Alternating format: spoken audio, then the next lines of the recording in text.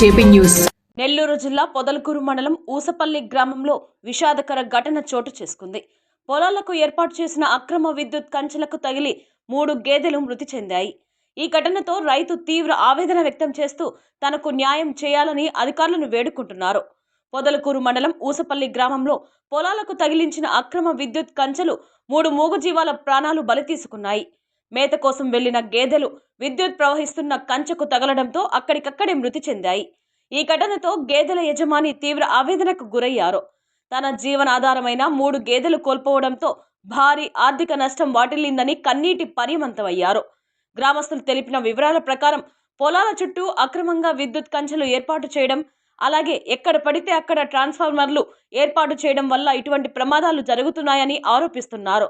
ఇలాంటి ఘటనలు పునరావృతం కాకుండా అక్రమ విద్యుత్ కంచెలపై కఠిన చర్యలు తీసుకోవాలని, మృతి చెందిన గేదెల యజమానికి తగిన పరిహారం అందించాలని గ్రామస్తులు, రైతులు అధికారులను కోరుతున్నారు.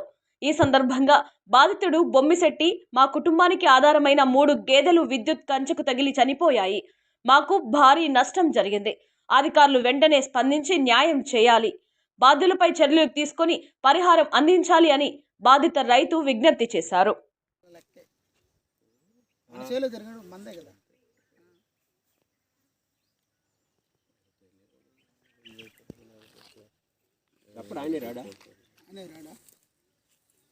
ఫినిషింగ్ వేసుకోవాలా ఖచ్చితంగా.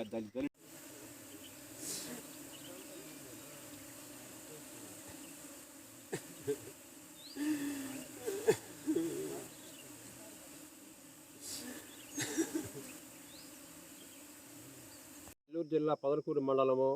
నేను బతుకు జీవంతో నేను ఏదో 10 బర్రెలు సాక్కుంటున్నా. 4 బర్రెలు వాగుబుడుగుతో తప్పించుకోపోయి నేను ఏరే వాళ్ళు పోటు కంచేవాళ్ళని ఆ యాసామి కంతలు ఆడంటే ఆడ ఫినిషింగ్ సదరంగా దీక అవసరంగా దాటుకుంటున్నాయి నోరులేని పశువులు.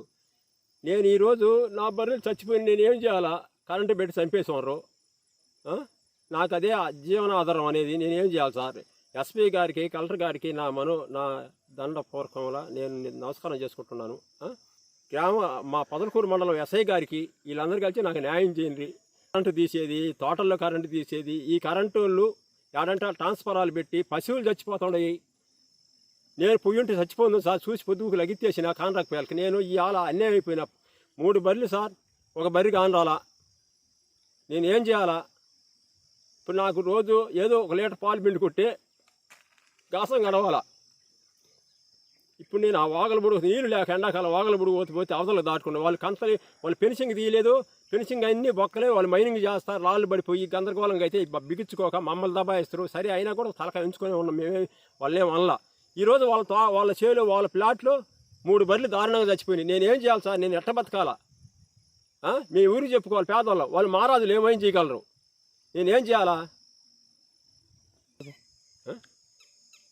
పాలకులు సార్, స్థానికులు, పాలకులు, రాజకీయ అర్థలైతేవి, మహానుభావులు అందరూ కలిసి, మంత్రులు అయితేవి, ఉద్యోగస్తులు అయితేవి, అడవుల్లో మేము పశువులు మేపుకున్న తిరిగే తట్టు లేకుండా ఉంది. కరెంటు వారికి అందరికీ నా నమస్కారాలు చేసుకొని ఈరోజు నా ఈ 3 బర్రెలు చచ్చిపోయినాయి. నేను కూడా బోటి చచ్చిపోయాను. ఎతుకులాడి ఇంటికి వచ్చిన తెల్లారి ఎతుకులాడుకుంటూ పోయాలకి ఓయిరు ఉంది.